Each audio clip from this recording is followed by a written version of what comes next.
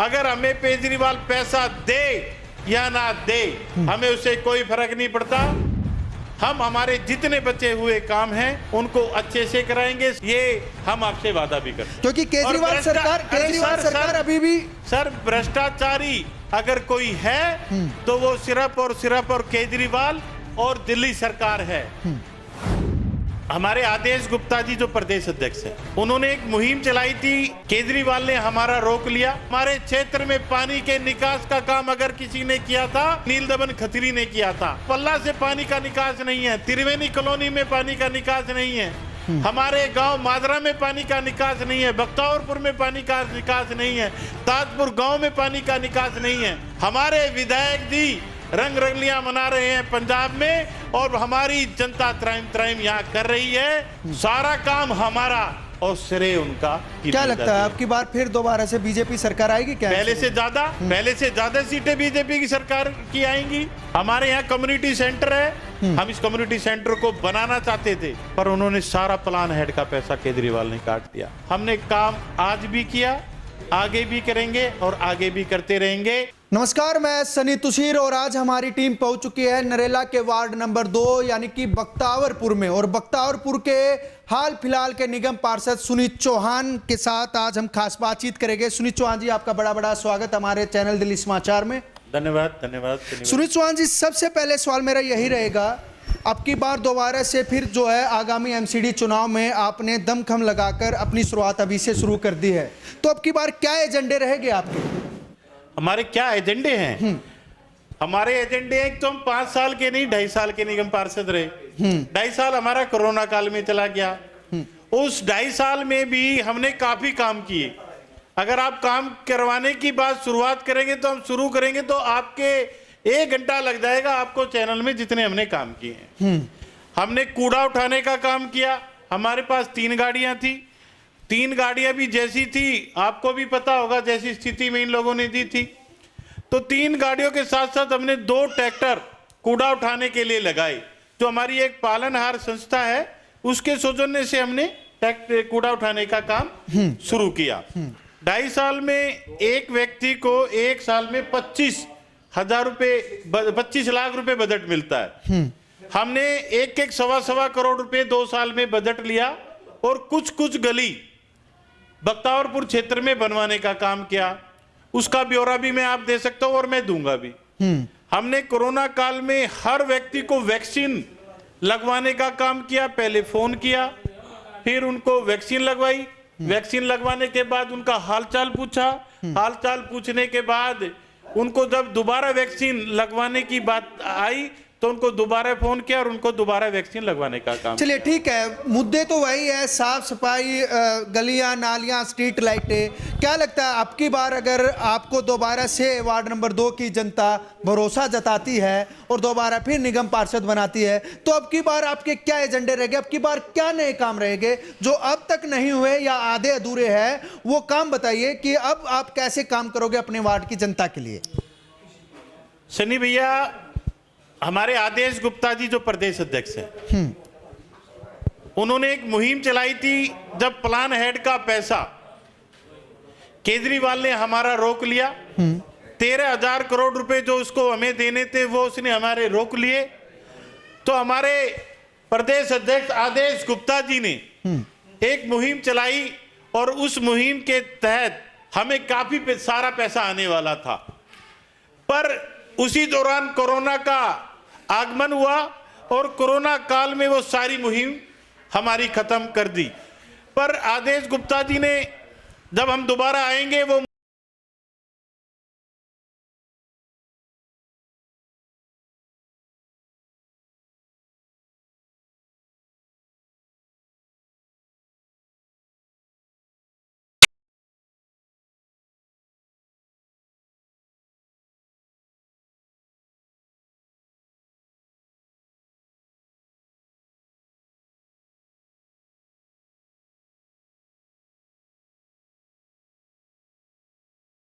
सब आप बिल्कुल गलत कह रहे हैं।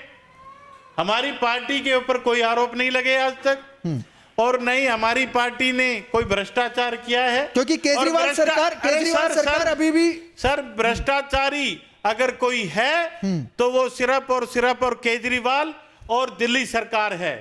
मैं आपको बताना चाहता हूं, हमारे क्षेत्र में पानी के निकास का काम अगर किसी ने किया था तो 48 दिन की सरकार में नील दमन खत्री ने किया था, पर वो पूरा काम नहीं कर पाया। और आप देखो, पल्ला से पानी का निकास नहीं है, त्रिवेणी कॉलोनी में पानी का निकास नहीं है, हमारे गांव माजरा में पानी का निकास नहीं है, बख्तावरपुर में पानी का निकास नहीं है, ताजपुर गांव में पानी का निकास नहीं है, हर किसी गांव में यहां से पानी का निकास नहीं है। हमारे विधायक जी रंग रंगलियां मना रहे हैं पंजाब में, और हमारी जनता त्राइम यहां कर रही है। हमने सिर्फ काम किया है, और मैं आपको एमसीडी की भी बताना चाहता हूं, जितना काम एमसीडी दिल्ली में करती है, वो राशन बांटने का काम, राशन दिया मोदी जी ने, बांटा किसने? एमसीडी के टीचर्स ने। हमारा वैक्सीन लगाने का काम, वैक्सीन दी किसने? मोदी जी ने। वैक्सीन लगाने का काम किसने किया? हमारी एएनएम ने। सारा काम हमारा और श्रेय उनका। ये कैसे चलेगा सन्नी भाई? नहीं, सैलरी, टीचर्स की सैलरी की बात कर लेते हैं, या और भी ऐसे कई मुद्दे हैं, वे भी पूरे नहीं हो पाते हैं, क्योंकि साफ सफाई कर्मियों की भी सैलरी समय पर नहीं पहुंच पाती है। तो इसके क्या कारण? भाई मैंने बताया हो आपको, अरे हमारे 13,000 करोड़ रुपए दे दे, हम सबकी सैलरी दे देंगे। फिर भी उसके बाद भी हम आपको बता रहे हैं, हमने सैलरी देने का काम वक्त पे किया है। हमारी स्थिति ऐसी नहीं थी हम सैलरी दे पाए, पर फिर भी हमारे मेयर ने, आदेश गुप्ता जी ने सारे काम किए हैं। और हमने बताया, आदेश गुप्ता जी ने जो मुहिम चलाई थी, वो आने वाले समय में मुहिम पूरी हो जाएगी।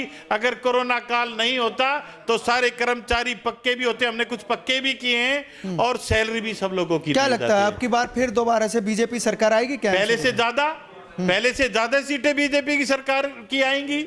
और हमारे आदेश गुप्ता जी ने जो काम किए हैं, झुग्गी झोपड़ी सम्मान यात्रा, आप देखेंगे झुग्गी झोपड़ों से वोट केजरीवाल लेता है। अगर किसी ने सम्मान देने का काम किया तो हमारे प्रदेश अध्यक्ष आदरणीय आदेश गुप्ता जी ने। अच्छा, दूसरा मेरा ये, अगर आप निगम पार्षद आप दोबारा फिर बनते हैं, तो सबसे पहले सीट पर बैठते ही 5 ने कौन से काम करोगे आप? भाई साहब, हमने पहली बात तो हमारी सीट लेडीज है, हम अपनी लेडीज सीट पे ट्राई करेंगे, जैसा पार्टी आदेश करेगी। आपकी पत्नी? हाँ बिल्कुल, जैसा पार्टी आदेश करी उसका हम सम्मान करेंगे। पर मैं आपको बताना चाहता हूं, कम्युनिटी सेंटर, हमारे यहाँ कम्युनिटी सेंटर है। मेरे पास इतनी मोटी फाइल है, कहो तो मैं आपको दिखा देता हूँ। बजट भी मिला पहले सर, बजट भी मिला, और बजट मिलने के बाद भी उन्होंने हमारा प्लान हेड का पैसा इस कम्युनिटी सेंटर का काट दिया। हम इस कम्युनिटी सेंटर को बनाना चाहते थे।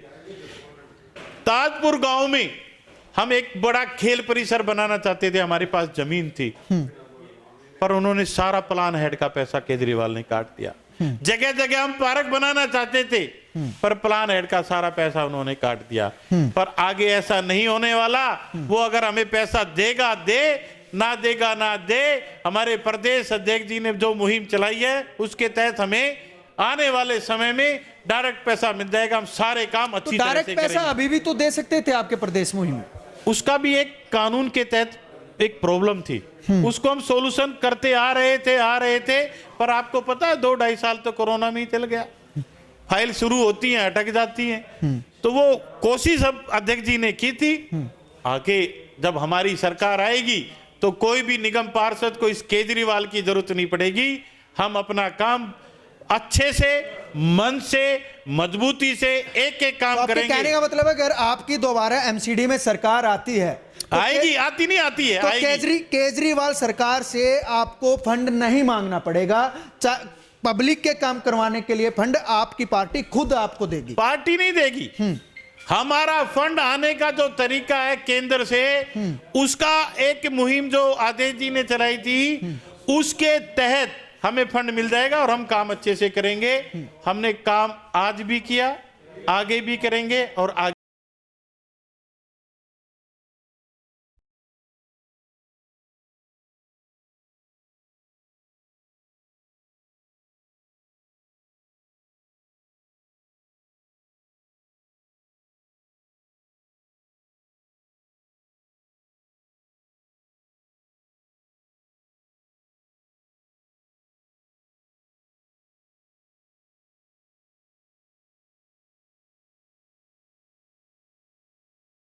दोस्त है, कोई मेरा बड़े बुजुर्ग हैं, वे मेरे भाई हैं, वो मुझे मन से प्यार करते हैं। अगर आधी रात को 12 बजे भी किसी ने फोन किया और उसके साथ खड़े होने का काम किया तो वो सुनीत चौहान ने किया।